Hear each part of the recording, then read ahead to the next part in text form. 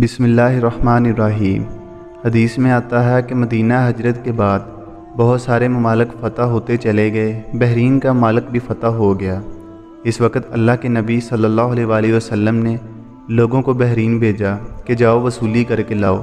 چنانچہ حضرات صحابہ گئے اور بحرین سے دولت کا انبار لے کر آئے۔ اس میں سونا، چاندی، اناج و غلہ، کپڑا اور دیگر مختلف چیزیں بھی تھیں۔ یہ سب چیزیں مسجد نبوی کے صحن میں جمع کر دی گئیں اور اللہ کے نبی صلی اللہ علیہ وآلہ وسلم کو خبر دی گئی۔ ذرا سوچئے، اگر میں یا آپ اس جگہ ہوتے تو جا کر کم از کم دیکھتے کہ کتنی دولت آئی ہے اور کیا مال آیا ہے۔ لیکن اللہ کے نبی صلی اللہ علیہ وآلہ وسلم نے فرمایا کہ ٹھیک ہے، مسجد میں ڈال دو اور آرام کرو۔ صحابہ اپنی اپنی جگہ چلے گئے۔ لوگوں میں شہرت ہو گئی کہ بحرین سے بہت کچھ مال آ گیا ہے۔ یہ دور فکر و فاقہ کا دور تھا۔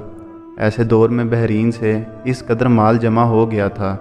فجر کی نماز کا وقت ہو گیا تو مدینے کی مختلف مساجد کے نمازی بھی مسجد نبوی کے اندر آ کر جمع ہو گئے۔ ایک جمع غفیر دوسرے دنوں کے لحاظ سے کچھ زیادہ ہی تھا۔ اب لوگ انتظار میں ہیں کہ اللہ کے نبی صلی اللہ علیہ وآلہ وسلم نماز فجر پڑھانے کے لیے آئیں گے۔ چنانچہ وقت ہوا تو آپ صلی اللہ علیہ وآلہ وسلم تشریف لائے۔ حضرت بلال ساتھ موجود تھے۔ لوگوں کو خیال تھا کہ آپ صلی اللہ علیہ وآلہ وسلم آ کر مال کا جائزہ لیں گے اور ایک ایک چیز کو اچھی طرح اور غور و فکر سے دیکھیں گے۔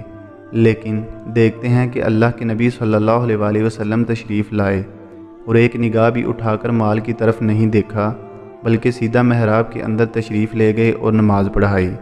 اس کے بعد مصلیوں کی طرف چہرہ کر کے بیٹھ گئے اور پوچھا کہ تم لوگ مختلف محلوں کے یہاں جمع ہو گئے، شاید تم لوگوں کو یہ خبر ملی ہوگی کہ بحرین سے مال آیا ہے، اس لیے تم لوگ یہاں جمع ہو گئے ہو۔ صحابہ نے عرض کیا، ہاں یا رسول اللہ، ہم اسی لیے جمع ہوئے ہیں۔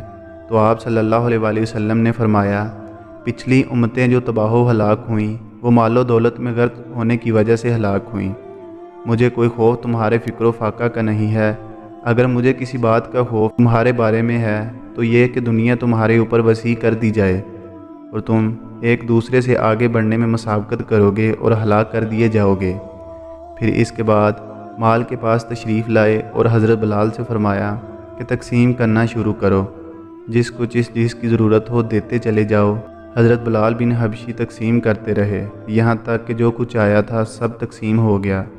اب اللہ کے نبی صلی اللہ علیہ وآلہ وسلم وہاں سے اٹھے ہیں تو یوں اپنا دامن جھاڑ کر اٹھ گئے کہ ایک پائی بھی اپنے لیے نہیں رکھی۔